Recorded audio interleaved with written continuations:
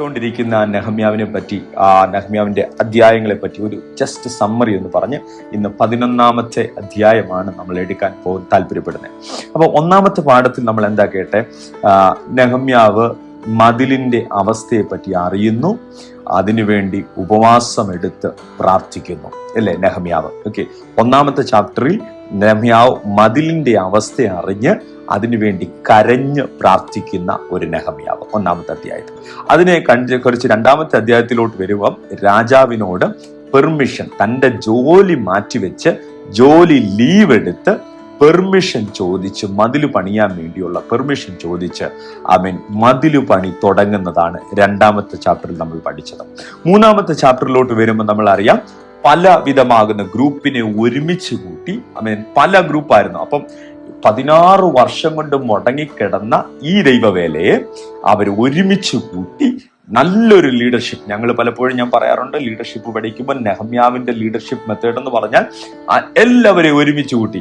ഒരു പക്ഷം നിന്ന് മറ്റൊരാളെ കുത്തുന്ന ലീഡർഷിപ്പ് അല്ല നെഹമ്യാവ്. എല്ലാവരുടെയും ചേർത്ത് പിടിച്ച് എല്ലാവരെയും ഒരുമിച്ച് പണിയുന്ന ഒരു നെഹമ്യാവ്. 3ാം അധ്യായത്തിൽ ചേർത്ത് പിടിച്ച് മതില് പണിയുന്ന നെഹമ്യാവ്. 4ാമത്തെ അധ്യായത്തിൽ നമുക്കറിയാലോ, ഏത് നല്ല പ്രവൃത്തി തുടങ്ങിയാലും അതിനൊരു ഒപ്പോസിഷൻ ഉണ്ട്, അതിനൊരു എതിരുണ്ട്.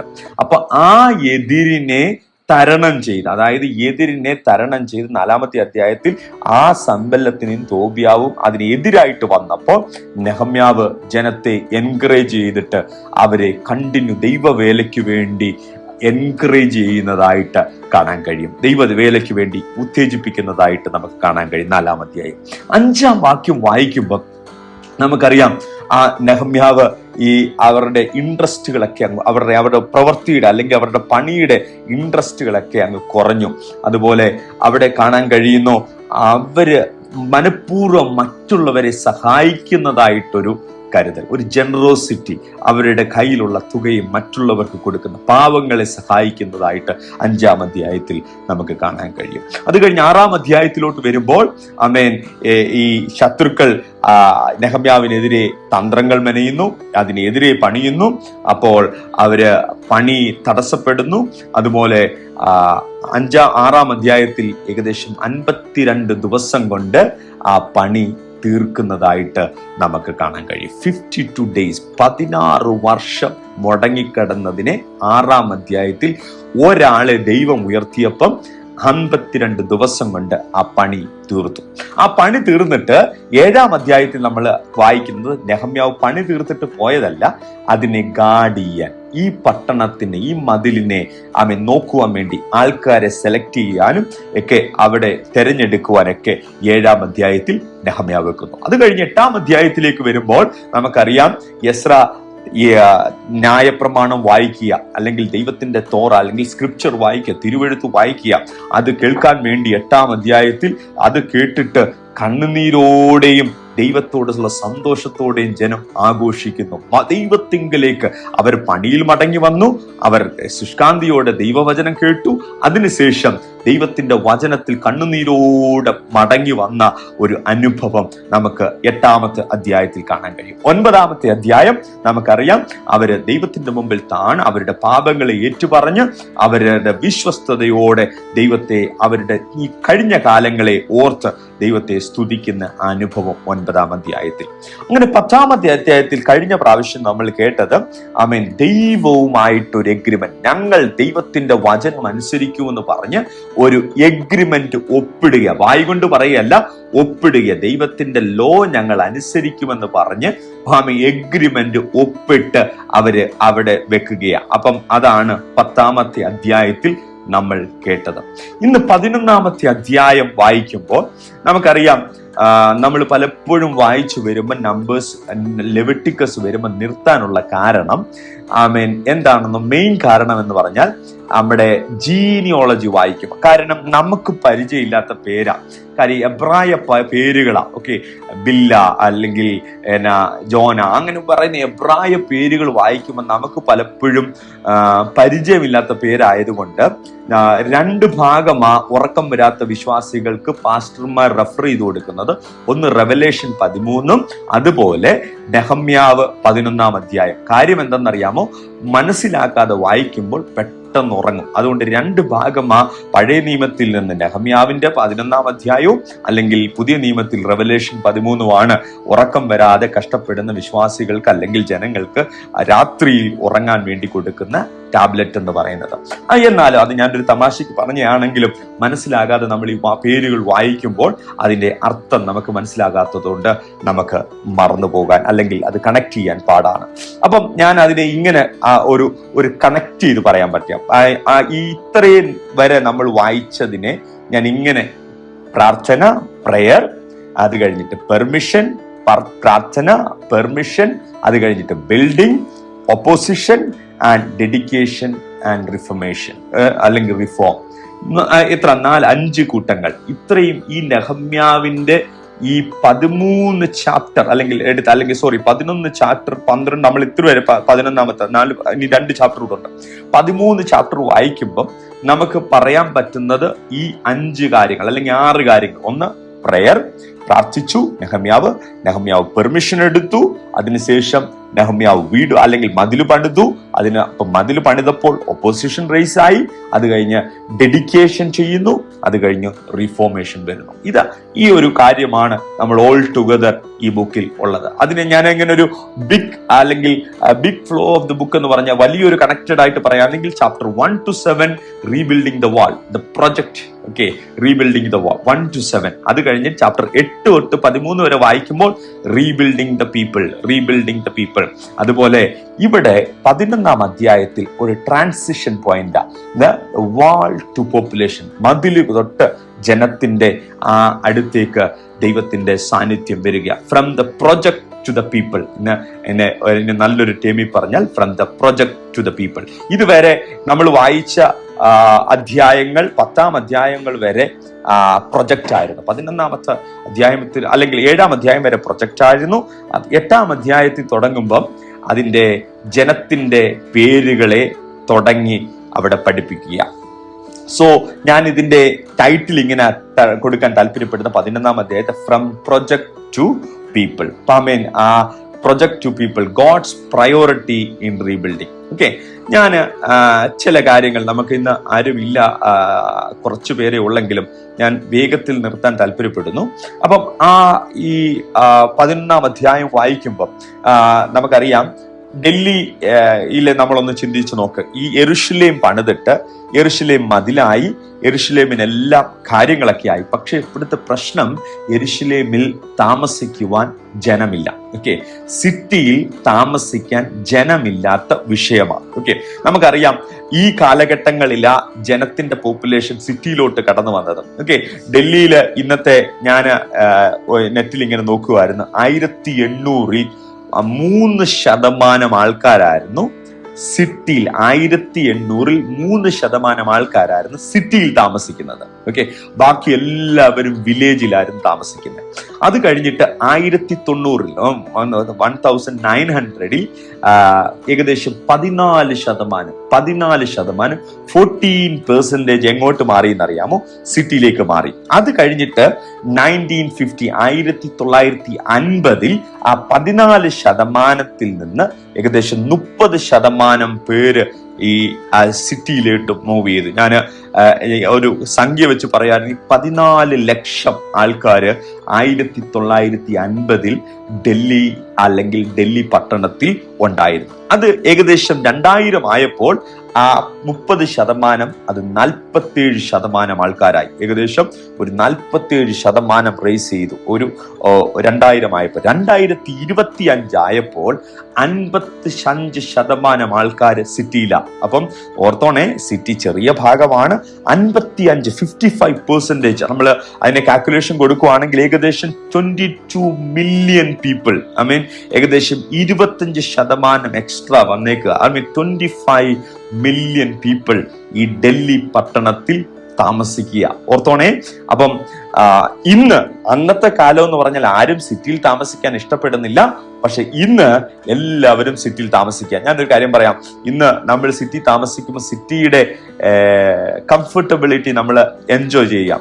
ഇപ്പം എന്തെങ്കിലും വേണമെങ്കിൽ ഓർഡർ ചെയ്ത 7 minutes കൊണ്ട് നമുക്ക് എത്തുന്ന ആപ്പുകളുണ്ട്. അപ്പൊ എന്ത് ആവശ്യമുണ്ടോ, ഡോക്ടറെ വേണമെങ്കിൽ ഓൺലൈനിൽ നമുക്ക് കാണാനുള്ള സൗകര്യം, അല്ലെങ്കിൽ തൊട്ടടുത്തുള്ള കാര്യങ്ങൾ അവർ കാണിച്ചു തരുന്നു. അപ്പൊ ഇവിടുന്ന് യാത്ര ചെയ്യണമെങ്കിൽ പണ്ട് എനിക്ക് ഓർമ്മയുണ്ട്, നാട്ടിലൊക്കെ ഒരു വണ്ടി വിളിച്ചാൽ വീട്ടിൽ വന്ന് അരമണിക്കൂർ വഴക്കുണ്ടാക്കണം. കാര്യം അവർ പറയുന്നതിന്റെ ഡബിൾ ചാർജ് എടുക്കും. പക്ഷെ ഇന്ന് നമുക്കറിയാം, നമ്മൾ ബുക്ക് ചെയ്യുമ്പോഴേ അറിയാം എത്ര രൂപയാ കാര്യങ്ങൾ. വളരെ കംഫർട്ടബിലിറ്റിയാ. അപ്പം നമ്മൾ പറയുന്ന പല കാര്യങ്ങളിലും സിറ്റിയാണ് ഇന്ന് നല്ലത്. പക്ഷെ പണ്ടത്തെ കാലത്ത് സിറ്റിയിൽ വരുമാനമില്ലായിരുന്നു. അപ്പോൾ എന്താ, ആൾക്കാർ വില്ലേജിൽ താമസിക്കാൻ ആഗ്രഹമാണ്. അതുകൊണ്ടാണ് 1ാമത്തെ വാക്യത്തിൽ ഇങ്ങനെ കിടക്കുന്ന, ലോട്ടിട്ട് ജനത്തെ, അല്ലെങ്കിൽ തെരഞ്ഞെടുത്ത്, എന്താ പറയാ, നമ്മൾ ഈ ചീട്ടിട്ട് ആൾക്കാരെ സിറ്റിയിലേക്ക് വിളിക്കുന്നതായിട്ട് കാണാൻ കഴിയും. അപ്പം നമുക്കറിയാം, നെഹമ്യാവ് ഒത്തിരി പ്രോബ്ലം ഫേസ് ചെയ്തു. സിറ്റി വലുതാണ്, ലാർജ് സിറ്റിയാണ്, ഒത്തിരി സ്ഥലമുണ്ട്, ബട്ട് കുറച്ച് ആൾക്കാരേ ഉള്ളൂ. നെഹമ്യാവ് 7-ാം അധ്യായം ചാപ്റ്റർ 7 വേഴ്സ് നമ്പർ 4 വായിക്കുമ്പോൾ സിറ്റി വാസ്റ്റാ, പക്ഷെ ആൾക്കാരില്ലാതെ ശൂന്യമായി കിടക്കാം. നമ്മൾ പലപ്പോഴും കൊറോണ സമയത്ത് നമ്മൾ കണ്ടില്ലേ, എനിക്ക് ഇന്നും ഓർമ്മയുണ്ട്, കൊറോണ സമയത്ത് കുറച്ച് നാള് വീട്ടിലിരുന്നു. വീട്ടിൽ ജെൻസി തൃശ്ശൂരാണ്, ഞാൻ കൊട്ടാരക്കരയാണ്. കുറച്ച് നാള് വീട്ടിലിരുന്ന് വീട്ടിന്റെ അവിടെ കൊണ്ടുവരുന്ന മീനുകളിലെല്ലാം മത്തിയും ചാളയാ. ഒരു ദിവസം ഒരു നല്ല മീൻ കഴിക്കാൻ വേണ്ടിയിട്ട് പിന്നെ കൊട്ടാരക്കര വരെ പോവാന്ന് പറഞ്ഞ വണ്ടി എടുത്തുകൊണ്ട് കൊട്ടാരക്കര ചെന്നു. നോക്കിയപ്പം പോലീസുകാർ അവിടെ നിൽക്കുക. ഞാൻ പറഞ്ഞു, എന്തിനാ വന്നേ? ഞാൻ ഇച്ചിരി മീൻ മേടിക്കാൻ വന്നേ. മീൻ വീട്ടിന്റെ അവിടെ വരും സാറേ, എന്നാലും ഇച്ചിരി നല്ല മീൻ കഴിക്കാൻ ആഗ്രഹം. അവിടെ നിന്ന് ഒരു നല്ല മീനിന്റെ ഫൈൻ ഇവിടെ അടച്ചിട്ടങ്ങ് പോയാൽ മതി എന്ന് പറഞ്ഞ്, അന്ന് സിറ്റിയിൽ ആരെയും കാണുന്നില്ല. അപ്പം മമ്മി വീട്ടിൽ വന്ന് പറഞ്ഞു, അവനെ സാത്താൻ വിളിച്ചോണ്ട് പോയതാന്ന് പറഞ്ഞു. ഓക്കെ, ആ സമയത്ത് സിറ്റി നോക്കി ആരും ഇല്ല, അന്യോന്യം. നമുക്കറിയാം, ഞാൻ ഭോപ്പാലായിരുന്ന സമയത്ത് എനിക്ക് ഓർമ്മയുണ്ട്, മരണപ്പെട്ട ബോഡി ഏറ്റുവാങ്ങാൻ പോലും ആരുമില്ലാത്ത സാഹചര്യം. ഒത്തിരി കഷ്ടത്തിൽ കൂടെ പോയൊരു സമയമായിരുന്നു അതല്ലേ.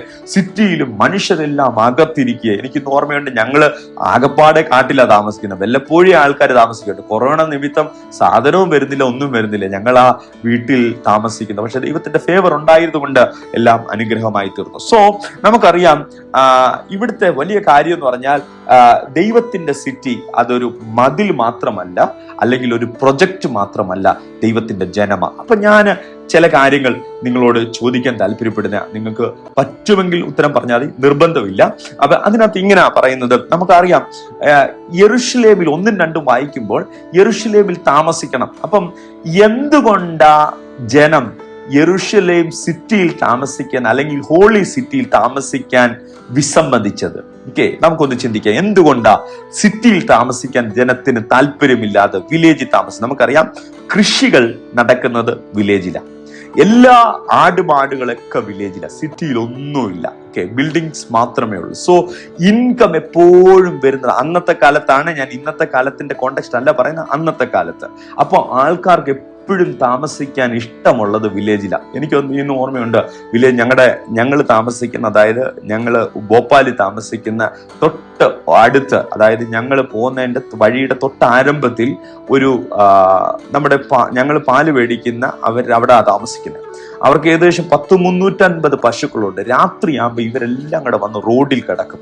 ഇവരെ ഒന്ന് എഴുന്നേൽപ്പിച്ച് വീട്ടിലെത്തുന്ന കാര്യം എന്ന് പറഞ്ഞാൽ ഭയങ്കര പാടുള്ള കാര്യമാണ്. ഓക്കെ, ചിലപ്പം ഞാൻ എന്ത് ചെയ്ത്, എൻ്റെ വണ്ടിയുടെ ഹോൺ, അതായത് ഹോൺ ടാറ്റയുടെ ഹോൺ ചെറിയ ഹോണാണല്ലോ, അത് മാറ്റി വലിയ ഹോൺ വെച്ചിട്ട് ഇന്ന് പശു മാറൂന്നൊക്കെ വെച്ചിട്ട് ഞാൻ ഓടി വന്നു.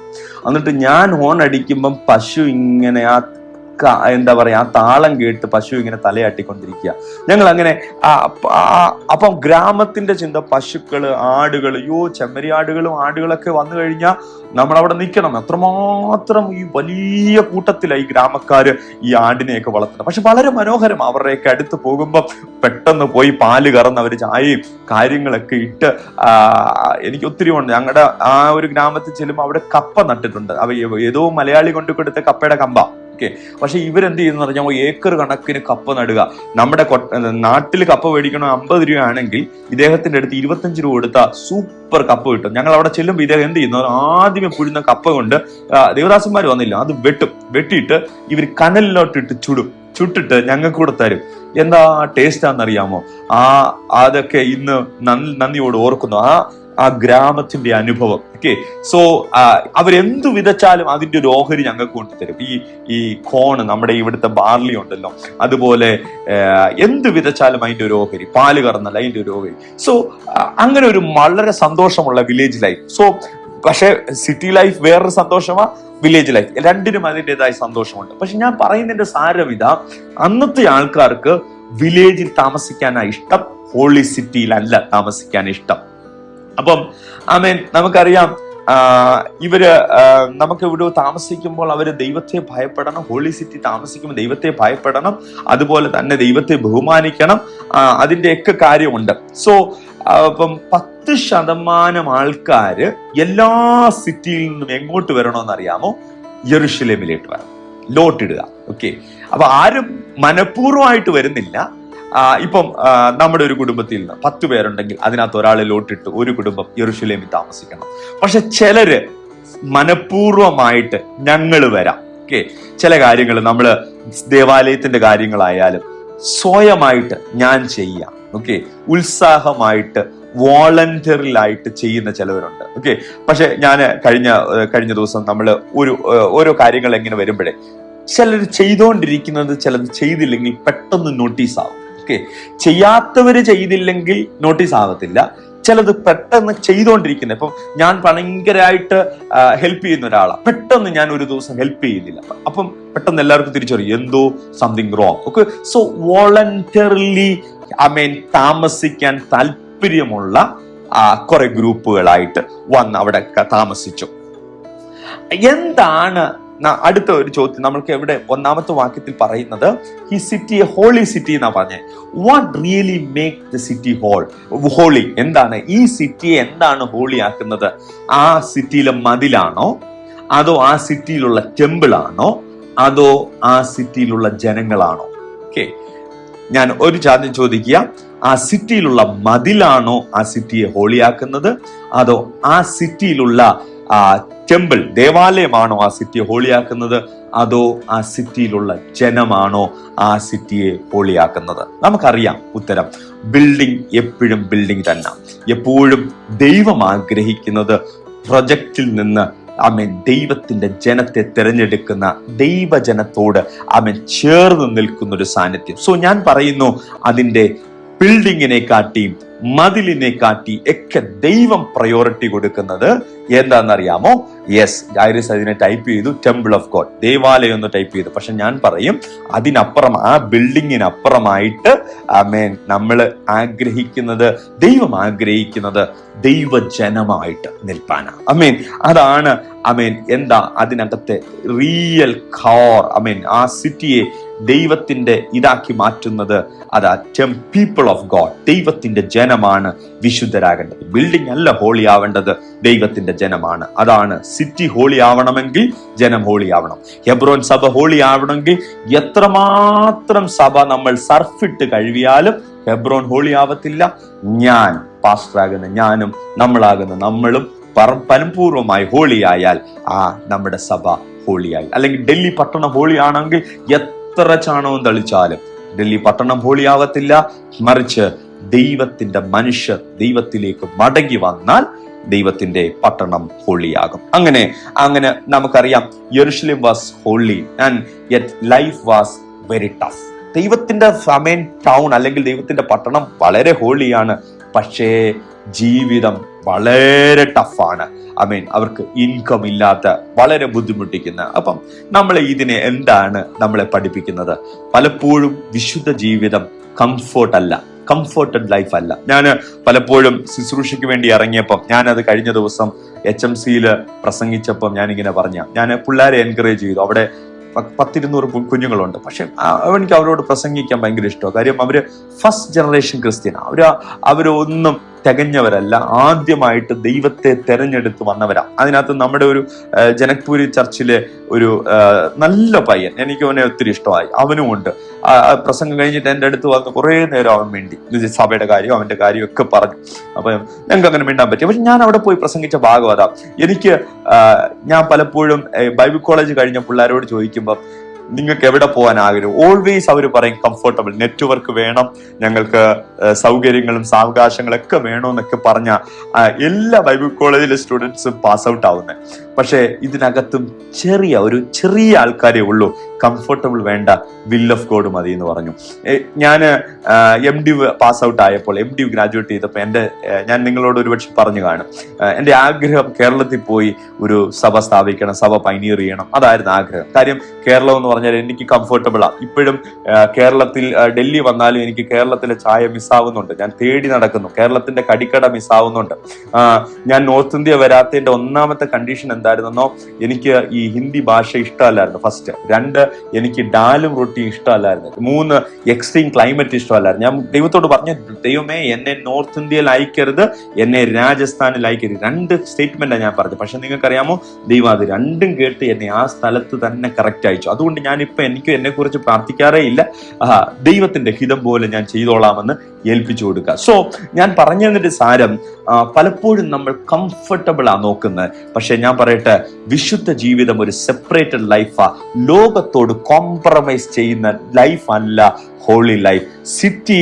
Jerusalem city is a holy city. We should not compromise with the world. അതിനെ വാൾ കൊണ്ട് സെപ്പറേറ്റ് ചെയ്ത് ലോകമായിട്ട് കോംപ്രമൈസ് ചെയ്യരുത്. കൊരിന്ത്യ പട്ടണത്തെ പറ്റി കുഴപ്പം എന്തെന്നറിയാമോ? ഏറ്റവും വാണിജ്യമായി ഏറ്റവും പ്രോഫിറ്റിൽ നിൽക്കുന്ന കൊരിന്ത്യ പട്ടണം. പക്ഷെ എന്താ സംഭവിച്ചത്? ലോകവുമായിട്ട് അവർ കോംപ്രമൈസ് ചെയ്തു. ലോകത്തിലെ ഇൻഫ്ലുവൻസ് എവിടേക്ക് വന്നെന്നറിയാമോ? കൊരിന്ത്യ പട്ടണത്തിലേക്ക്, അല്ലെങ്കിൽ കൊരിന്ത്യ സഭയിലേക്ക് വന്നു. മ്ലേച്ഛത കൊരിന്ത്യ സഭയിൽ കൊണ്ടാടി നിന്നു. അതുകൊണ്ടാണ് കൊരിന്ത്യ പട്ടണത്തിൽ അല്ലെങ്കിൽ കൊരിന്ത്യ സഭയ്ക്കുള്ള പ്രശ്നം. അത് കൊരിന്ത്യ സഭയുടെ പ്രശ്നം നമുക്കറിയാം, നമ്മൾ വായിക്കുമ്പോൾ അതിനകത്ത് മനസ്സിലാകും. സോ ഇതാണ് അതിനകത്ത് ഉദ്ദേശിക്കുന്നത്. ഞാൻ പിന്നെ ദൈവത്തോട് ഞാൻ ഇങ്ങനെ വായിക്കുമ്പോൾ ചിന്തിച്ചു, എന്തിനാ ഇത്ര മാത്രം പേരുകൾ ലിസ്റ്റ്? നിങ്ങളൊന്ന് വായിച്ചോ, നിങ്ങൾ സമയം കിട്ടുമ്പോൾ ഒന്ന് വായിച്ചോ. ലേവ്യ അല്ലെങ്കിൽ ലേവ്യ വേണ്ട, നമ്മുടെ ഈ നെഹമ്യാവ് തന്നെ വായിച്ചു. നെഹമ്യാവ് 3-ാം വാക്യം തൊട്ട് 24 വാക്യം വരെ കടിച്ചാ പൊട്ടാത്ത പേരുകൾ വായിച്ചൗട്ട്. മനസ്സിലാകുമോ? എബ്രായ അർത്ഥമുള്ള പേരുകൾ. അയ്യോ, പല പേരുകൾക്ക് നല്ല അർത്ഥമുണ്ട്, വേണമെങ്കിൽ തെരഞ്ഞെടുത്ത് വെച്ചോ. ഓക്കെ, അപ്പം കടിച്ചാ പൊട്ടാത്ത പേരുകൾ വായിച്ച് നമ്മൾ ഇരിക്കും. അപ്പൊ എന്തുകൊണ്ടാ ദൈവത്തിന്? അപ്പൊ നിങ്ങൾക്കറിയാമോ, നമ്മൾ തിരുവെഴുത്ത് വായിക്കുമ്പോൾ, 1 തീമോഥെയോസ് വായിക്കുമ്പോൾ എല്ലാ തിരുവെഴുത്തും ദൈവനിശ്വാസ്യമാ. അത് നമുക്ക് ഉതകുന്നതാ എല്ലാ തിരുവെഴുത്തും. അപ്പൊ ദൈവനിശ്വാസ്യമാകുന്ന തിരുവെഴുത്തിൽ എന്തുകൊണ്ടാ ഇത്രമാത്രം പേരുകൾ റിപ്പീറ്റഡ് ആയിട്ട് പറയുന്നത്? നമുക്കറിയാം, ചില പേരുകള് അതിന്റെ അർത്ഥം ഗോഡ് റിമെമ്പേഴ്സ്, ദൈവം നമ്മളെ ഓർക്കുന്നു, ഗോഡ് ഹെൽപ്സ്, ഗോഡ് സ്ട്രെങ്ത്, അങ്ങനെ നല്ല പേരുകൾ നമുക്ക് കാണാൻ കഴിയും. അപ്പൊ ഞാൻ ചിന്തിക്കുക, why do you think the Bible preserve the detailed genealogy when they seems boring to read? നമ്മൾ വായിക്കുമ്പോൾ ബോറാകുന്ന ഈ ഡീറ്റെയിൽ ജീനിയോളജി എന്തിനാ ബൈബിളിനകത്ത് എഴുതിയേക്കുന്നത്? ഞാൻ പേരസിനെ ജനിപ്പിച്ചു, പേരസിനെ മാത്രം, അങ്ങനെ ഓരോ പേരും നമ്മൾ ചിന്തിക്കാറില്ലയോ? ഇതിന്റെ ആവശ്യം എന്തുവാ? നമ്മൾ ലെവിറ്റിക്കസിലോട്ട് വരുമ്പോ അയ്യോ ഇത് വായിക്കാൻ പാടാ, നമ്മൾ പലരും അങ്ങ് സ്കിപ്പ് ചെയ്യും അല്ലെ പേരുകൾ. പക്ഷെ ദൈവം എന്തിനാ ഇത്ര ഇമ്പോർട്ടന്റ്? നമുക്കറിയാം എല്ലാ തിരുവെഴുത്തും ദൈവനിശ്വാസ്യമാണെന്ന് നമുക്കറിയാം. പക്ഷെ അങ്ങനെ ദൈവം പ്ലാൻ ചെയ്ത കാനോനിക്കലായി തിരഞ്ഞെടുക്കപ്പെട്ട ഈ ബൈബിളിൽ ഈ പേരുകൾ എന്തിനാ കൊടുത്തേക്കുന്നത്? അതിനും ഒരർത്ഥമുണ്ട്. നിങ്ങൾക്കറിയാമോ, ദൈവത്തിന്റെ വലിയ തിരുവെഴുത്തിന്റെ അർത്ഥം അതിനകത്തുണ്ട്. എന്താ അതിന്റെ അർത്ഥം എന്നറിയാമോ? ദൈവം ആഗ്രഹിക്കുന്നത് എന്തെന്നറിയാമോ? ദൈവത്തിന്റെ ജനം ദൈവത്തിന് ഇമ്പോർട്ടന്റാ, വളരെ ഇമ്പോർട്ടന്റാ. കാര്യം എന്ന് പറഞ്ഞാൽ ദൈവത്തിന് പ്രൊജക്റ്റ് മാത്രമല്ല, ദൈവത്തിന്റെ മനുഷ്യരും ദൈവത്തിന് ഇമ്പോർട്ടന്റാ. ഓരോ പേരുകളും ഡീറ്റെയിൽ ആയിട്ട് അവിടെ എഴുതി വെച്ച് കാണിക്കുക. എന്തുകൊണ്ടാ കാണിച്ചത്? അത് കാണിക്കാതിരിക്കാമായിരുന്നു. പക്ഷെ ഓരോ പേരുകളും അത് എഴുതി വെച്ച് അതിന്റെ ഡീറ്റെയിൽ ആയിട്ട് കാണിക്കുന്ന അനുഭവം നമുക്ക് കാണാൻ കഴിയും. സോ ഇതിന്റെ അർത്ഥം, വേണമെങ്കിൽ പേര് സ്കിപ്പ് ചെയ്യാമായിരുന്നു, വേണമെങ്കിൽ എഴുത്തുകാരന് വേണമെങ്കിൽ സ്കിപ്പ് ചെയ്യാമായിരുന്നു. ഇത് നമ്മൾ വായിക്കുമ്പോൾ നമുക്ക് മനസ്സിലായില്ലേലും അതിനൊരർത്ഥമുണ്ട്. നമ്മുടെ പേരറിയുന്ന ഒരു ദൈവമുണ്ട്.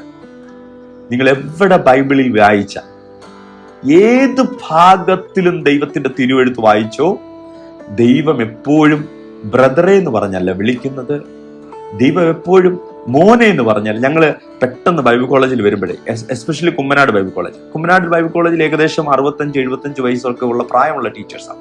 അപ്പൊ എല്ലാ 60 വയസ്സുള്ള ആൾക്കാരെ അവര് മോനെ എന്നാണ് വിളിക്കുന്നത്. സോ അതില് പെട്ടെന്ന് ഫസ്റ്റ് ഇയർ ഒരു 10-100 കുഞ്ഞുങ്ങളൊക്കെ വരുമ്പോൾ പേര് പഠിക്കാൻ ഇച്ചിരി സമയം എടുക്കും. അപ്പൊ മോനെ എന്ന് വിളിച്ചാൽ നോ പ്രോബ്ലം. ഓക്കെ, സോ അവർക്ക് അറിയാം മോനെ എന്ന് പറഞ്ഞാൽ അങ്ങനെ ഒരു റെസ്പെക്റ്റബിൾ വേർഡാണ്, അല്ലെങ്കിൽ ഒരു കെയർ ആയിട്ട് വിളിക്കുന്നതാണെന്ന് അവരറിയാം. സോ നിങ്ങൾക്കറിയാമോ, അപ്പം മോനെ എന്ന് വിളിക്കുമ്പോൾ ചിലപ്പോൾ ഇവർക്ക് പേരറിയാത്തോണ്ടായിരിക്കും വിളിക്കുന്നത്. പക്ഷെ നമ്മുടെ ദൈവത്തിന്റെ കാര്യം ഒന്ന് പഠിച്ചാലുണ്ടല്ലോ, എവിടെ ആരെ വിളിച്ചാലും പേര് ചൊല്ലി, അത് പഴയ നിയമത്തിലെ യാഹ്വേ അല്ലെങ്കിൽ യഹോവയുടെ കാര്യം പഠിച്ചാലും പുതിയ നിയമത്തിലെ യേശുക്രിസ്തുവിന്റെ കാര്യം പഠിച്ചാലും പേര് ചൊല്ലി വിളിക്കുന്ന, ആമേൻ, ഫിലിപ്പോസെ അല്ലെങ്കിൽ സഖായിയെ പേര് ചൊല്ലി വിളിക്കുന്ന, നമ്മള് യെരമ്യാവിന്റെ 1-ാം അധ്യായം 5-ാം വാക്യത്തിൽ നിന്റെ അമ്മയുടെ ഉദരത്തിൽ ഉരുവാകുന്നതിന് മുമ്പേ ഞാൻ നിന്നെ കണ്ടതാ. സോ നമ്മുടെ ഡീറ്റെയിൽസ് അറിയുന്ന തിരുവെഴുത്ത് ഇങ്ങനെ പറയും, നിന്റെ മുടിയുടെ എണ്ണം അറിയുന്ന ദൈവം, നിന്റെ നാളെ അറിയുന്ന ദൈവം, നിന്റെ ജനനം അറിയുന്ന ദൈവം, നിന്റെ മരണം അറിയുന്ന. ചിന്തിച്ചു നോക്ക്, ഞാൻ എങ്ങനെയാ മരിക്കുന്നത്? അപ്പം ഈ ബൈബിൾ കോളേജിൽ പഠിക്കുന്ന കുഞ്ഞുങ്ങൾക്ക് അല്ലെങ്കിൽ ബാച്ചിലറായ കുഞ്ഞുങ്ങളുടെ മെയിൻ ചോദ്യം എന്താണെന്നാണ്, ഞാൻ കല്യാണം കഴിക്കുന്ന ആരെ ആയിരിക്കും? ഓക്കെ, അത് നമ്മളൊക്കെ ആ സ്റ്റേജ് ഒക്കെ കഴിഞ്ഞതുകൊണ്ട് നമുക്ക് ആ ചോദ്യത്തിന് വലിയ പ്രസക്തിയില്ല. പക്ഷെ ബൈബിൾ കോളേജിൽ പഠിക്കുന്ന ഗ്രാജുവേറ്റിനോട് ചോദിച്ചാൽ അവർ 2 ചോദ്യമായി കൊടുക്കും. What is next? ഞാൻ എവിടെ പോയി മിനിസ്ട്രി ചെയ്യും? ഞാൻ ആരെ വിവാഹം കഴിക്കും? ഈ 2 ചോദ്യമായിരിക്കും അവരുടെ മെയിൻ. അപ്പൊ ചിലവര് ജനിച്ചപ്പോ തൊട്ടേ എഴുതിയിട്ട് പ്രാർത്ഥിക്കുന്നുണ്ട്, അങ്ങനെ പ്രാർത്ഥിക്കാൻ നമ്മൾ പഠിപ്പിക്കുന്നുണ്ട്, എഴുതിയിട്ട് പ്രാർത്ഥിക്കുന്നുണ്ട്. എനിക്ക് തക്കതായ ഒരിക്കൽ ഞാനിങ്ങനെ പഠിപ്പിച്ചുകൊണ്ടിരുന്നപ്പോൾ ഒരു ബ്രദർ, അവൻ വലിയൊരു ബുക്കിനകത്ത് വലിയൊരു ലിസ്റ്റാ, എന്റെ വൈഫിന് ഇത്ര ഹൈറ്റ് വേണം, എന്റെ വൈഫിന് ഇന്ന കളർ വേണം, എന്റെ വൈഫിന് ഇത്ര മുടി വേണം, ഇത്ര എഡ്യൂക്കേഷൻ വേണം. എന്നിട്ട് ഞാൻ ചോദിച്ചു, മോനെ ഈ വൈഫിന് ഡിമാൻഡ് ഒന്നുമില്ലേ? അവള് ഇങ്ങനെ ഡിമാൻഡ് വെച്ചാൽ നിന്നെ കിട്ടുമോ അവക്ക്? അതെനിക്കറിയത്തില്ല, എനിക്കിത് മതി എന്ന് പറഞ്ഞ് അവനിങ്ങനെ എഴുതി വെച്ചേക്കുക, എനിക്ക് കിട്ടേണ്ടിയ ഡിമാൻഡുകൾ. സോ നമ്മുടെ ദൈവത്തെ പറ്റി പറയുകയാണെങ്കിൽ, നമ്മളെ ഉള്ള അവസ്ഥ അറിയുന്ന ദൈവം, നമ്മുടെ പ്രകൃതി അറിയുന്ന ദൈവം അല്ലേ? ശുപ്രകോപിയായ മോശയെ വിളിച്ച് സൗമ്യനായ മോശയാക്കുന്ന ദൈവം അല്ലേ? എല്ലാം നമ്മുടെ കഴിവ് കൊണ്ടല്ല ദൈവം വിളിക്കുന്നത്, മറിച്ച് ദൈവത്തിന്റെ വലിയ കൃപ കൊണ്ട്. അപ്പൊ ഞാൻ പറഞ്ഞതിന്റെ സാരം, ദൈവം എന്താ ആഗ്രഹിക്കുന്നത്? ജനത്തിന് ഇമ്പോർട്ടൻസ് കൊടുക്കുന്നു. കാര്യം ഒരിക്കലും ബിൽഡിങ്ങിനോ പ്രൊജക്റ്റിനോ ദേവാലയത്തിന് മാത്രമല്ല, ദൈവജനത്തിന് ഇമ്പോർട്ടൻസ് കൊടുക്കുന്ന ദൈവത്തിന്റെ ജീനിയോളജിക്ക് ഇമ്പോർട്ടൻസ് കൊടുക്കുന്നു. അത് ചിലപ്പം റീഡ് ചെയ്യാൻ ബോറിംഗ് ആയിരിക്കും, പക്ഷെ ദൈവം നമ്മളെ കുറിച്ച് ആഗ്രഹിക്കുന്നത് അതിനപ്പുറമായിട്ട് ദൈവത്തിന്റെ പദ്ധതി നമ്മളിൽ കൂടെ നിറവേറണം. നമുക്കറിയാം, ഇവിടെ പറയുമ്പോൾ നമുക്ക് ഓരോ വാക്കുകൾ വായിക്കുമ്പോൾ നമുക്ക് അതിന്റെ ഡീറ്റെയിൽ മനസ്സിലാകും. അപ്പം ഓരോ ദേശത്തിന്റെ ഓരോ സ്ഥലങ്ങളും പേരുകളൊക്കെ കൊടുത്തേക്കുന്നു.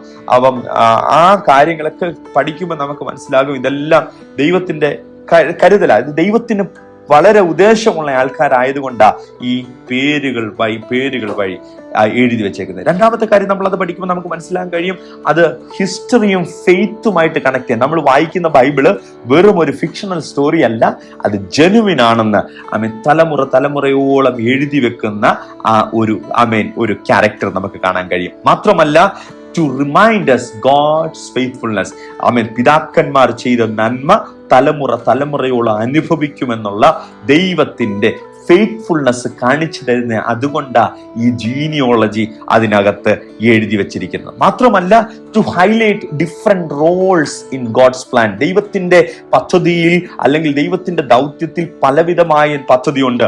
നമ്മൾ പലപ്പോഴും പറയാറുണ്ട്, എല്ലാവരും ഡോക്ടറായ രോഗികൾ വേണ്ടേ, എല്ലാവരും എഞ്ചിനീയർ ആയാൽ ബാക്കിയുള്ള ജോലികളൊക്കെ ചെയ്യുന്നതെന്ന് പറയാതുകൊണ്ട്, ദൈവത്തിന്റെ കരത്തിൽ നമുക്കറിയാം അവിടെ പ്രീസ്റ്റ് ഉണ്ട്, സിംഗേഴ്സ് ഉണ്ട്, ഗേറ്റ് കീപ്പേഴ്സ് ഉണ്ട്, സെർവൻസ് ഉണ്ട്, ആരാധിക്കുന്നവരുണ്ട്. ഇവർക്കെല്ലാം പ്രത്യേക ടൈറ്റിൽ, അവരെ ആരെയും വിട്ടിട്ടില്ല കേട്ടോ. ഇവിടെ പ്രീസ്റ്റിന്റെ പേര് മാത്രമല്ല പറഞ്ഞത്, അതിനകത്ത് ഉള്ള എല്ലാവരുടെയും പേര് എഴുതി വെച്ച് എൻകറേജ് ചെയ്യുന്ന ദൈവത്തിന്റെ സാന്നിധ്യം. നമ്മൾ പഠിക്കുമ്പം ഇതൊക്കെയല്ലേ നമ്മുടെ എൻകറേജ്. ഇന്ന് ഞാൻ ചെയ്തത് മറന്നു കളയുന്ന ഒരു ദൈവമല്ല, തലമുറയോളം കണക്കിട്ട് അനുഗ്രഹിക്കുന്ന ഒരു ദൈവം. നമ്മുടെ സമയം കൊണ്ട് നമ്മൾ ദൈവത്തെ ഓണർ ചെയ്താൽ, നമ്മുടെ വെൽത്ത് കൊണ്ട് ദൈവത്തെ ഓണർ ചെയ്താൽ, നമ്മുടേതായ അനുഭവം കൊണ്ട് ദൈവത്തെ ഓണർ ചെയ്താൽ, ചെയ്യാൻ പറ്റുന്ന എന്താ? എനിക്ക് പായിടാനേ പറ്റുമോ? Do it that. നിങ്ങൾ അത് ചെയ്താൽ മതി. എനിക്ക് മറ്റുള്ളത് എന്തെങ്കിലും ചെയ്യാൻ പറ്റുമോ? Do it. നിങ്ങൾക്ക് പറ്റുന്ന കൃപ, നിങ്ങളുടെ കൃപ എന്താ അത് ചെയ്യ, ദൈവം ഹോണർ ചെയ്യും. ഇന്നത് ചെയ്യാവൂ എന്നുള്ളതല്ല, എന്റെ കൃപ എന്താ അതനുസരിച്ച് നിങ്ങൾ ചെയ്താൽ ഈ ദിവസങ്ങളിൽ ദൈവത്തിന്റെ അനുഗ്രഹം നമുക്ക്. നമ്മുടെ സമയം പെട്ടെന്ന് ഓടിക്കൊണ്ടിരിക്കുകയാണല്ലോ. അത് കഴിഞ്ഞ് നമ്മൾ വായിക്കുമ്പോൾ 10 മുതൽ 24 വാക്യം വരെ വായിക്കുമ്പോൾ different roles in God's work, ദൈവത്തിന്റെ പദ്ധതിയിലുള്ള, ദൈവത്തിന്റെ വേലയിലുള്ള പല ദൗത്യങ്ങളെ കാണാൻ കഴിയും. ഒരാള് പ്രീസ്റ്റായിട്ട് അല്ലെങ്കിൽ പുരോഹിതനായിട്ട് തെരഞ്ഞെടുക്കപ്പെട്ടവർ, ലേവ്യരായിട്ട് ദൈവത്തിന്റെ ആലയത്തിന്റെ വേലകൾ ചെയ്യുവാൻ ലേവ്യരായിട്ട് തെരഞ്ഞെടുത്തവർ, സിംഗേഴ്സ്, ഒരു ഗ്രൂപ്പ് പാട്ടുകാരെ തെരഞ്ഞെടുത്തത്, അവരെ എങ്ങനെ പാട്ട് കമ്പോസ് ചെയ്യണം, അതെങ്ങനെ പാടണം, അതിന്റെ ക്രമകരമായി താളമറ്റി. എന്തുകൊണ്ടാണ് നമ്മുടെ ചർച്ചിലൊക്കെ കൊയറൊക്കെ ഉണ്ടെന്നറിയാമോ? എല്ലാം ചന്ത ഉചിതമായിട്ട് ചെയ്യണം. എന്തുകൊണ്ടാണ് നമ്മൾ അയ്യോ ഞങ്ങളുടെ ആദ്യ പിതാക്കന്മാർ ഡ്രം അടിച്ചാ പാടിയേ, ഞങ്ങൾ ഡ്രം അടിച്ചേ പാടൂ? നോ. ദൈവം തന്ന മ്യൂസിക്കൽ ഇൻസ്ട്രുമെന്റ്സ് ഉപയോഗിച്ച് ദൈവത്തെ പാടി വാഴ്ത്തണം. നമുക്ക് ദൈവം 10 കമ്പിയുള്ള കിണ്ണരമാ തന്നിട്ടുണ്ടെങ്കിൽ അതുകൊണ്ട് ദൈവത്തെ സ്തുതിക്കണം. നമുക്ക് തന്ന നന്മകളുണ്ട്. നല്ല ശ്രുതിമധുരമായ പാട്ടുകൊണ്ട് പാടും. പലപ്പോഴും നമുക്ക് പലരും നമ്മുടെ ട്യൂൺ കണ്ടതിൽ മാറ്റിയൊക്കെ നിർത്തിയിരിക്കാം. പക്ഷെ ദൈവം നമ്മള് ഓഡിയൻസിന്റെ കൂട്ടത്തിരുന്ന് പാടിയാലും ദൈവം നമ്മുടെ പാട്ടുകൾ കേൾക്കും. സോ നമുക്ക് പല ലെവൽസ് ഓഫ് മിനിസ്ട്രി ഉണ്ട്. അപ്പം നമ്മളെ അതിലേക്ക് ദൈവത്തിന്റെ ആലയത്തിലും പല ലെവൽസ് ഓഫ് മിനിസ്ട്രി ഉണ്ട്. ആമേൻ. നിങ്ങൾക്കറിയാമോ, 12ാമത്തെ വയസ്സിൽ ദേവാലയത്തിൽ ചെന്ന് യേശു പുരോഹിതന്മാരുമായിട്ട് വാദിച്ചു എന്നാ കേട്ടത്. അപ്പം അവന്റെ ജ്ഞാനം കണ്ട് പുരോഹിതന്മാരും ശാസ്ത്രിമാരും അതിശയിച്ചു. അടുത്ത ദിവസം 13ാമത്തെ വയസ്സിൽ എനിക്ക് ജ്ഞാനമുണ്ടെന്ന് പറഞ്ഞ് മിനിസ്ട്രി ചെയ്യാനല്ല യേശു ക്രിസ്തു പോയത്.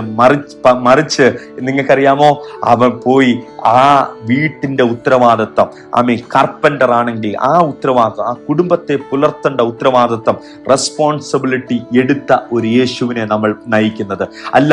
ഞാൻ ദൈവവിളി കിട്ടി, ഇനി വീട്ടിനെ നോക്കുന്നത് എന്റെ റെസ്പോൺസിബിലിറ്റി അല്ല, അത് ദൈവം നോക്കിക്കൊള്ളുന്നല്ല. 30 വയസ്സുവരെ വീട്ടിന്റെ ഉത്തരവാദിത്വം എടുത്ത യേശുവിനെയാണ് നമ്മൾ പഠിപ്പിക്കുന്നത്. സോ റെസ്പോൺസിബിലിറ്റി ഏറ്റെടുക്കേണ്ടതാ, അത് അവോയ്ഡ് ചെയ്ത് ഓടേണ്ടതല്ല. ദൈവകൃപയിൽ നിൽക്കുവാൻ, ദൈവത്തിന്റെ ശുശ്രൂഷ നിൽക്കുവാൻ 30 വയസ്സുവരെ തടിയോട് മല്ലിട്ട് കുടുംബത്തെ പുലർത്തിയ യേശുവിനെ നിങ്ങൾക്കറിയാമോ? ഇന്ന് പലപ്പോഴും നമുക്കറിയാം, ആരെങ്കിലും ഒരാൾ വന്ന് തലേ കൈവച്ച് ദൂത് പറഞ്ഞാൽ അത് ചെയ്യാൻ സത്യമായിരിക്കും, ഉള്ളതായിരിക്കും, ഇല്ലെന്നല്ല ഞാൻ പറയുന്നത്. നാളെ ഇറങ്ങിപ്പോകുകയല്ല, നമ്മുടെ റെസ്പോൺസിബിലിറ്റികളും പഠിക്കേണ്ട ക്രമമായിട്ട് പഠിച്ചിട്ട് ശുശ്രൂഷയിൽ ഇറങ്ങിയാൽ ദൈവത്തിന്റെ ഉപയോഗം നമുക്ക് വെളിപ്പെടും. സോ നമ്മൾ എന്ത് ചെയ്യണം? ദൈവത്തിന്റെ ആലയത്തിൽ പല തരത്തിലുള്ള ഡ്യൂട്ടി ഉണ്ട്. ചിലരെ ദൈവം കാവൽക്കാരായിട്ടാ, ഗേറ്റ് കീപ്പേഴ്സ് ആയിട്ടാ വിളിച്ചേക്കുന്നത്, ചിലരെ പാടുവാനാ വിളിച്ചേക്കുന്നത്, ചിലര് പുരോഹിതനായിട്ടാ വിളിച്ചേക്കുന്നത്. അവർക്ക് കൊടുത്തിരിക്കുന്ന ഡ്യൂട്ടി അവർ ചെയ്യുമ്പോൾ ദൈവത്തിന്റെ അനുഗ്രഹം സഭയിൽ വെളിപ്പെടും. സോ നമ്മൾ വായിക്കുമ്പോൾ നമുക്കറിയാം, ഈ ഗോഡ്സ് ഓർഡർ ആൻഡ് റിക്കോർഡ്, അവിടെ ഒരു ഓർഡർ എഴുതി വെക്കുന്നത്, നമുക്കറിയാം, പേര് വെച്ച് ഓർഡർ ആയിട്ട് എഴുതി വെച്ചേക്കുന്നത് നമുക്ക് കാണാൻ കഴിയും.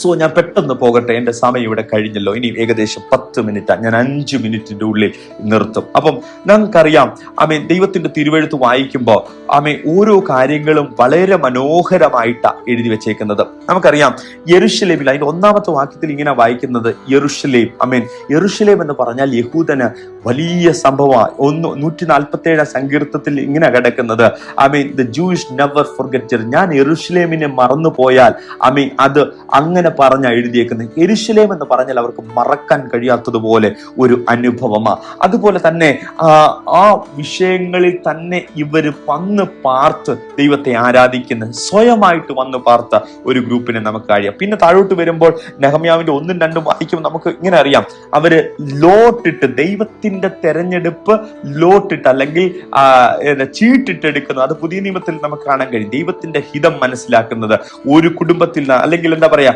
വൺ ഇൻ ദ 10 families, ഒരു കുടുംബത്തെ 10 കുടുംബത്തിൽ ഒരു കുടുംബത്തെ ഇങ്ങോട്ട് മാറ്റിപ്പാർപ്പിക്കുക നമുക്ക് കാണാൻ കഴിയും. പ്രോവർബ് 16 16:33 വായിക്കുമ്പോൾ ലോട്ട് എടുത്ത് അല്ലെങ്കിൽ ചീട്ടിട്ട് ദൈവത്തിന്റെ നിർണയം മനസ്സിലാക്കുന്നത് നമുക്ക് കാണാൻ കഴിയും. സോ നമ്മൾ ഈ നെഹമ്യാവ് 1-2 വായിക്കുമ്പോൾ നമുക്കറിയാം, നെഹമ്യാവ് 11-ാം അധ്യായത്തിന്റെ 1-2 വാക്യം വായിക്കുമ്പോൾ അതൊരു സമ്മറിയാണ്. ബാക്കി 3 മുതൽ 36 വരെ വായിക്കുമ്പോൾ അതിന്റെ ഡീറ്റെയിൽ ആണ്. സോ നമുക്കറിയാലോ, ബൈബിളിൽ എഴുതുന്നതിന്റെ ഓരോ കാര്യത്തിനും ഓരോ അർത്ഥമുണ്ട്. വെറുതെ ഒരിക്കലും എഴുതി വെക്കത്തില്ല. നമുക്കറിയാം, യെരുശലേമിനെ ദൈവം അവിടെ വിളിച്ചേക്കുന്ന ഹോളി സിറ്റിയാ. അവന്റെ നിക് നെയിം ഹോളി സിറ്റി. ഏകദേശം 10 പ്രാവശ്യം ബൈബിളിൽ യെരുശലേമിനെ ഹോളി സിറ്റി എന്ന് പറഞ്ഞിട്ടുണ്ട്. അതിനകത്തെ 2 പ്രാവശ്യവും ഈ അധ്യായത്തില. 11-ാം അധ്യായത്തിന്റെ 1-ാം വാക്യത്തിലും 11-ാം അധ്യായത്തിന്റെ 18-ാം വാക്യത്തിലും യെരുശലേമിനെ ഹോളി സിറ്റിയിൽ നിന്നാണ് വിളിക്കുന്നത്. നമുക്ക് ഓരോ സിറ്റിക്കും നിക്നെയിം ഉണ്ട്. ഞാൻ കുറച്ചുനാള് ബാംഗ്ലൂരിലായിരുന്നു. അപ്പം ബാംഗ്ലൂരിന് വിളിച്ചേക്കുന്ന പേര് ഗാർഡൻ സിറ്റി എന്ന. അപ്പം അതുപോലെ ചിലർ വിളിക്കും ഡോഗ് സിറ്റി എന്നും വിളിക്കാറുണ്ട്. പക്ഷെ പലപ്പോഴും അറിയപ്പെട്ട പേര് ബാംഗ്ലൂരിനെ എന്താ പറയാ, ഗാർഡൻ സിറ്റി എന്ന. അതുപോലെ നമ്മൾ പലപ്പോഴും പറയാറുണ്ട് ജയ്പൂരിനെ പറ്റി പിങ്ക് സിറ്റി എന്ന് അറിയപ്പെടുന്നത്. ആർക്കെങ്കിലും അറിയാമോ ഡൽഹിനെ എങ്ങനെയാണ് നമ്മൾ നിക്നെയിം അറിയപ്പെടുന്നത്? ദി സിറ്റി ഓഫ് റാലീസ്, അല്ലെങ്കിൽ റാലീസ് എന്ന് അറിയപ്പെടുന്നത്, അല്ലെങ്കിൽ പൊളിറ്റിക്കൽ ഹബ് എന്നാ വിളിക്കപ്പെടുന്നത്. അതുപോലെ കേരളയെ നമ്മൾ എങ്ങനെയാ വിളിക്കുന്നത്? പലപ്പോഴും പറയാറുണ്ട് God's own people, devil's own people, അല്ല God's own country, devil's own people എന്ന് ആൾക്കാരൊക്കെ കുശുമ്പുള്ളവർ പറയും. പക്ഷെ നമ്മൾ പറയും നമ്മൾ ദൈവത്തിന്റെ സ്വന്തം ദേശക്കാരാണെന്നല്ലേ. ഇത്ര നല്ല മനുഷ്യരുണ്ടോ മലയാളികളെ പോലെ, ദൈവത്തിന്റെ സ്വന്തം ജനങ്ങൾ. സോ കേരളത്തെ പറ്റി പറയുന്നത് എന്താ? God's own country. സോ ഇവിടെ യെരുശലേമിനെ പറ്റി പറയുന്നത് ഹോളി സിറ്റി. അപ്പം ഹോളി എന്നുള്ള ഹീബ്രു പദം കൊദേശ് എന്ന് പറഞ്ഞാൽ അതിന്റെ അർത്ഥം സെറ്റപ്പ്, മറ്റുള്ളവരെ പോലെ അല്ല, നിന്നെ മാറ്റി നിർത്തി വെച്ചിരിക്കുന്ന. അപ്പം നമ്മളിത് വായിക്കുമ്പോൾ ഒത്തിരി കാര്യങ്ങൾ നമുക്ക് പഠിക്കാൻ കഴിയും. അപ്പം മൂന്നാം അധ്യായത്തിൽ work on the wall, works on the wall, വാളിലുള്ള വർക്കാണ് കാണിക്കുന്നത്. 7-ാം അധ്യായത്തിൽ നമുക്കറിയാം 100 വർഷത്തിന് ശേഷം നെഹമ്യാവിന് ശേഷം അല്ലെങ്കിൽ സെരുബാബേലിന്റെ നേതൃത്വത്തിൽ ആൾക്കാർ തിരിച്ചു വരുന്നു.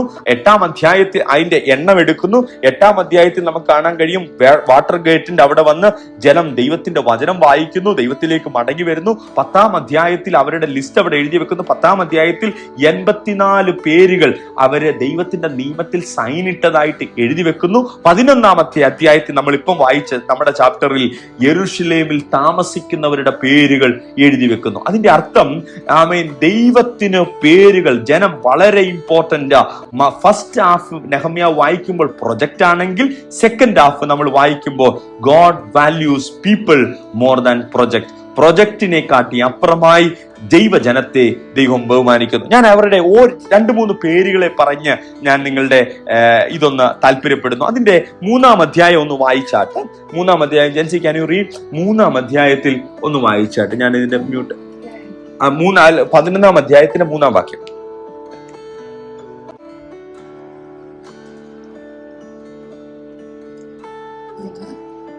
യെരുശലേമിൽ താമസിച്ച സംസ്ഥാന തലവന്മാരാകുന്നു യഹൂദ നഗരങ്ങളിൽ ഇസ്രായേലിലും പുരോഹിതന്മാരും ലേവ്യരും ദേവാലയ ദാസന്മാരും ശലോമോന്റെ ദാസന്മാരുടെ മക്കളും ഓരോരുത്തരും താങ്കാന്റെ പട്ടണത്തിലും അവകാശത്തിലും താമസിച്ചു. യെരുശലേമിൽ ചില യഹൂദ്യരും ബെന്യാമിന്മാരും താമസിച്ചു. യഹൂദ്യർ ഇവരായിരുന്നു: പേരസിന്റെ പുത്രന്മാര് മഹലേലിന്റെ മകനായ അമ്രിയാവിന്റെ മകനായ സെക്രിയാവിന്റെ മകനായ ഉസിയാവിന്റെ മകൻ അഥായാവും. അവിടെ നിൽക്കും അഥായാവും. അവിടെ ഇങ്ങനെ കിടക്കുക അഥായാവ്. ഈ ഓരോ വാക്കിനും അത് മ്യൂട്ട് ചെയ്തോ, മൈക്ക് മ്യൂട്ട് ചെയ്തോ. ഓരോ വാക്കിനും അതിന്റെ അർത്ഥമുണ്ട്. അഥായാവ് എന്ന് പറഞ്ഞാൽ യാഹ്വേ ഹാസ് ഹെൽപ്ഡ്, ദൈവം സഹായിച്ചു, യഹോവ സഹായിച്ചു. അതിന്റെ അർത്ഥം ഗോഡ് ഹെൽപ്സ് ഇൻ റീബിൽഡിംഗ്. പണിയുവാൻ ദൈവം സഹായിച്ചു. ഓരോ വാക്കും വെറുതെ ഉള്ള പേരുകളല്ല. ഓരോ നമ്മുടെ പലപ്പോഴും മലയാളീസ് നെയിം നല്ല പേരുകളാ. മലയാളീസ് നെയിം ബിജോ, സിജോ, ടിജോ, പല പേരുകൾക്കും അർത്ഥമില്ല. പക്ഷെ ഈ എബ്രായ പദങ്ങളൊക്കെ എടുത്താൽ ദൈവത്തെ മഹത്വപ്പെടുത്തുന്ന പേരുകളാ. Athaliah, Yahweh has help. അടുത്ത Uzziah, the Lord is my strength. ദൈവം എന്റെ ബലമാകുന്നു. നിങ്ങൾക്കറിയാമോ, ഓരോ പേരുകളും അതിനകത്ത് അർത്ഥം. ആ അഥല്യ എന്ന് പറയുമ്പോൾ യഹോവ എന്നെ സഹായിച്ചു, അല്ലെങ്കിൽ ഗോഡ് ഹെൽപ്സ് ഇൻ റീബിൽഡിംഗ്. രണ്ടാമത്തെ ഉസിയ.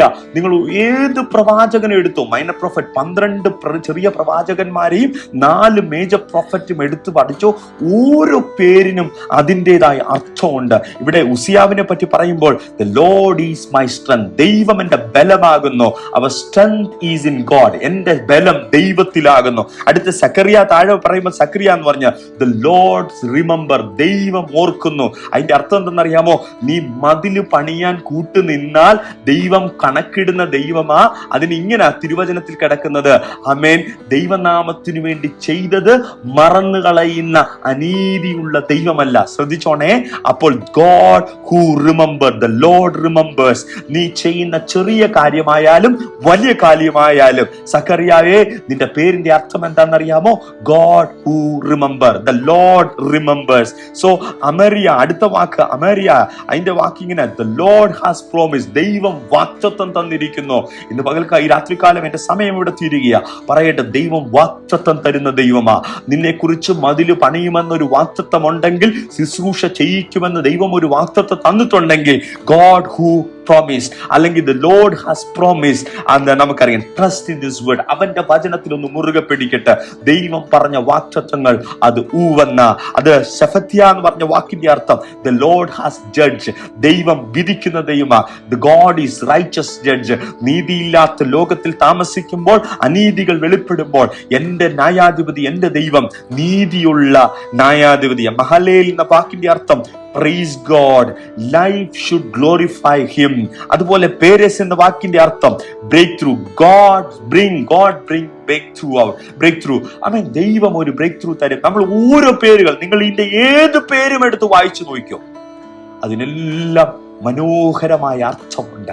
ദൈവത്തെ മഹത്വപ്പെടുന്ന പേരുകൾ തിരുവെഴുത്തിൽ എഴുതി വെക്കുന്ന സമയമാണ് നമ്മൾ വായിച്ചത്. അത് കഴിഞ്ഞിട്ട് താഴോട്ട് 6ാമത്തെ വാക്യത്തിൽ വായിക്കുമ്പോൾ 468 വാലിയന്റ് മെൻ, ഒരു എന്താ പറയാ, ഹാർഡ്ഷിപ്പിനെ ഫേസ് ചെയ്യാൻ കഴിവുള്ള 468 ജനങ്ങൾ. അങ്ങനെ നമ്മൾ പഠിക്കുമ്പോൾ ഇത് വളരെ മനോഹരമായിട്ട് എഴുതി വെച്ചിരിക്കുക. ഈ names remind us God's faithfulness. ഈ പേരുകള് ദൈവത്തിന്റെ വിശ്വസ്തതയെ എഴുതി കാണിക്കുക. Each name reflects God character. എല്ലാ നാമവും, എല്ലാ പേരും ദൈവത്തിന്റെ പേരിനെ എഴുതി കാണിക്കുക. സോ നമ്മുടെ ഐഡന്റിറ്റി നമ്മുടെ പേരിൽ ക്യാരി ചെയ്യുക. സോ നമുക്ക് ഒരു കാര്യം നമുക്ക് ഏറ്റെടുക്കാം. ആമേൻ. എല്ലാ വ്യക്തികളും അത് പേര് പറഞ്ഞ തിരുവെഴുത്ത് ചെയ്തേക്കും. തിരുവെഴുത്തിൽ 66 പുസ്തകത്തിൽ ഇവരുടെയൊക്കെ പേരെഴുതണമെങ്കിൽ God is something serious about people. ദൈവത്തിന്റെ ജനം സീരിയസാ. നിങ്ങളുടെ പേര് എഴുതി അവിടെ കിടക്കുക. Every person matter to God. ചിലപ്പോൾ നമ്മുടെ പേര് പാസ്റ്റർ മറന്നുപോയായിരിക്കും, പക്ഷെ മറങ്ങാത്തൊരു ദൈവമുണ്ട്. പലപ്പോഴും ശുശ്രൂഷകന്മാർ മറന്നുപോയിരിക്കും, മറ്റുള്ളവർ മറന്നുപോയിരിക്കും, പക്ഷെ നിന്റെ പേര് മറക്കാത്തൊരു ദൈവമുണ്ട്. Genealogy shows God's honor, individual character. അപ്പൊ എല്ലാം ദൈവത്തിന്റെ ഇൻഡിവിജ്വൽ ക്യാരക്ടർ ദൈവം ക്യാരക്ടറെ ഓണർ ചെയ്യുന്നു നമുക്ക് കാണാൻ കഴിയും. സോ നമുക്കറിയാം, നമ്മൾ വോളണ്ടിയർ ആയിട്ട് ഇവിടെ കാണാം. ചിലവർ പറയും ഞങ്ങൾ യെരൂശലേമിൽ താമസിക്കാം. വോളണ്ടിയർ ആയിട്ട് തെരഞ്ഞെടുത്ത് താമസിക്കുക. അതിന്റെ അർത്ഥം എന്താ അറിയാമോ? യശയ്യാവ് ദൈവത്തിന്റെ ശബ്ദം കേട്ടു 6-ാം അധ്യായത്തിൽ. എന്താ ശബ്ദം കേട്ടെന്നറിയാമോ? ആമേൻ. ദൈവത്തെ മനസ്സിലാക്കിയപ്പോ ദൈവം പറയാ, അല്ല യശയ്യാവ് പറയാ, here I am, send my wife. No, അങ്ങനെയല്ല. Here I am, send me. എന്നെ അയക്കണമേ. അടിയനിതാ, എന്നെ അയക്കണമേ. ആമേൻ. വോളണ്ടിയറിലായിട്ട് ദൈവത്തിന്റെ ശുശ്രൂഷയ്ക്ക് ചുമതല കൊടുക്കുന്ന ആരെങ്കിലും ഉണ്ടോ? God looks for those who say, here I am, send me. എന്നെ അയക്കണമേ എന്ന് പറഞ്ഞതുപോലെ. പോൾ, നിങ്ങൾക്കറിയാം, പോൾ മിഷണറി ജയിലിൽ 1000കണക്കിന് കിലോമീറ്ററുകൾ യാത്ര ചെയ്തു. Volunteer heart. എന്താ പോളിന് എന്താ ഇന്നത്തെ കാലത്ത് യൂബർ ഇല്ല, ഫ്ലൈറ്റ് ഇല്ല. ഞാൻ ഇപ്പോഴും കേരളത്തിലോട്ട് പോകാൻ ഇങ്ങനെ നോക്കുമ്പം ഏകദേശം 2000 കിലോമീറ്ററേ ഉള്ളൂ. ചിന്തിക്കുക, എങ്ങനെയാ പോകുന്നത്? ട്രെയിനിൽ പോയാൽ സമയമാകും, ഫ്ലൈറ്റിൽ പോയാൽ എളുപ്പം പോകാൻ പറ്റും. ചിന്തിക്കുക. ചിന്തിച്ചു പൗലോസിനെ 10,000 മൈലും ആയിരക്കണക്കിന് മൈലും നടന്നു പോയി, അല്ലെങ്കിൽ ആയിരക്കണക്കിന് മൈൽ, അല്ലെങ്കിൽ മിഷണറി ജേർണി ചുറ്റിക്കളഞ്ഞപ്പോൾ നടന്നു പോകാൻ വോളണ്ടിയർ ആയിട്ട് തീരുമാനമെടുത്ത പൗലോസും, അല്ലെങ്കിൽ തിമോത്തിയോസ്, നമുക്കറിയാം ഇവരുടെയൊക്കെ voluntarily help. So God seeks availability, not ability. ഞാൻ ഒരു കാര്യം നിങ്ങളോട് പറയാം, നിങ്ങളുടെ എബിലിറ്റി അല്ല ദൈവം നോക്കുന്നത്, അവൈലബിലിറ്റിയാ. Moses said, I can't speak. ദൈവം പറയുക, ഗോഡ് സ്റ്റിൽ യൂസ്ഡ് മോസസ്. എനിക്ക് സംസാരിക്കാൻ കഴിയത്തില്ല, ഞാൻ നിന്റെ ശബ്ദമായി മാറാം, എനിക്ക് നിന്റെ വാ മതി ഉപയോഗിക്കാൻ.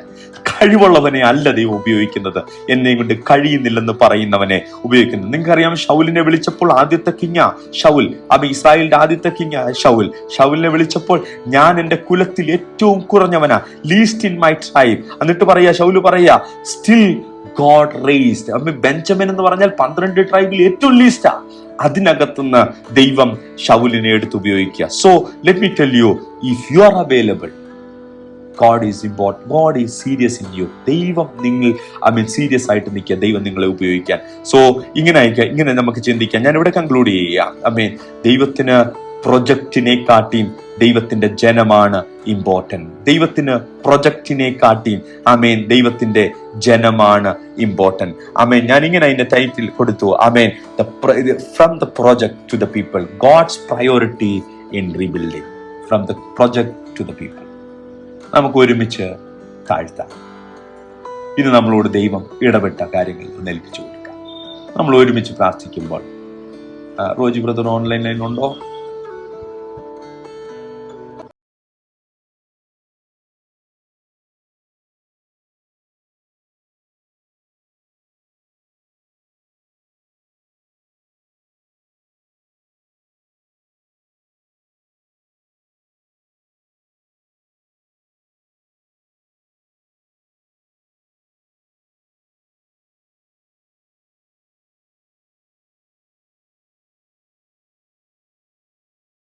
അനുഗ്രഹിക്കപ്പെട്ട നല്ല സമയത്തിനായി സ്തോത്രം. കർത്താവേ, ഞങ്ങളുടെ പണിയലിനെ അപ്പുറമായിട്ട് നീ ഞങ്ങളെയാണല്ലോ കണ്ടിരിക്കുന്നത്.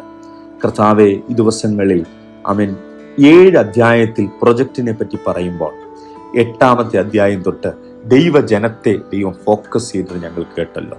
11ാമത്തെ അധ്യായത്തിൽ ദൈവത്തിൻ്റെ ഹോളി സിറ്റി എന്ന് പറഞ്ഞ് ഞങ്ങൾ തുടങ്ങിയത്, അതുപോലെ തന്നെ ദൈവത്തിൻ്റെ പ്രവൃത്തിയെ ഞങ്ങൾ ഏൽപ്പിച്ചു തന്നത്, ഒരുമിച്ച് ഞങ്ങൾക്ക് തന്ന വലിയ കൃപയ്ക്കായി സ്തോത്രം. കർത്താവെ, ഞങ്ങൾ വായിച്ചു, കർത്താവെ, ഓരോ പേരും ദൈവത്തിനെ മഹത്വപ്പെടുന്ന പേരാണല്ലോ, ഓരോ പേരും നിന്റെ നാമത്തെ ഉയർത്തുന്ന പേരാണല്ലോ. ഞങ്ങളിൽ കൂടെയും അത് നിറവേറ്റണമേ. അവസാനമായി ഞങ്ങൾ കേട്ടു, അവൈലബിൾ ആയിരിക്കുന്നത്. മോശെ ഉപയോഗിച്ചതുപോലെ ഷൗല് ബെഞ്ചമിൻ ഗോത്രത്തിലെ ചെറിയ കുടുംബത്തിലെ ഒരാളാണെങ്കിലും അവനെ ഉപയോഗിച്ചതുപോലെ ഈ ദിവസങ്ങളിൽ ദൈവത്തിന്റെ വലിയ പദ്ധതി കർത്താവെ ഞങ്ങളിൽ നിറവേറണമെന്ന് പ്രാർത്ഥിക്കുന്നു. ഞങ്ങൾക്ക് തന്ന നല്ല സാവകാശത്തെ ഓർത്ത് സ്തുതിക്കുന്നു. ഒരുമിച്ച് അങ്ങ് അനുഗ്രഹിച്ചാട്ട് ഇന്ന് കടന്നു വന്ന എല്ലാവരുടെ മേലും പ്രത്യേക അനുഗ്രഹം പകരുന്നതിനായി സ്തോത്രം. പ്രാർത്ഥന യാചന കേട്ടിരിക്കുകയായി സ്തോത്രം. യേശു ക്രിസ്തുവിൻ നാമത്തിൽ തന്നെ. പിതാവായ ദൈവത്തിന്റെ സ്നേഹവും പുത്രനായ യേശു ക്രിസ്തുവിന്റെ കൃപയും പരിശുദ്ധാത്മാവിന്റെ കൂട്ടായ്മയും നമ്മൾ ഓർത്ത് പ്രാർത്ഥിച്ച എല്ലാ വിഷയങ്ങളോടും ഇന്ന് കടന്നു വന്ന എല്ലാവരോടും ഇന്ന് മുതൽ എന്നേക്കും ഉണ്ടായിരിക്കുമാറാകട്ടെ. ആമേൻ. നമുക്ക് ജയം തന്ന ദൈവത്തിന് സ്തോത്രം ചെയ്യാം. Hallelujah, hallelujah, hallelujah. Amen. Thank you. God bless you all.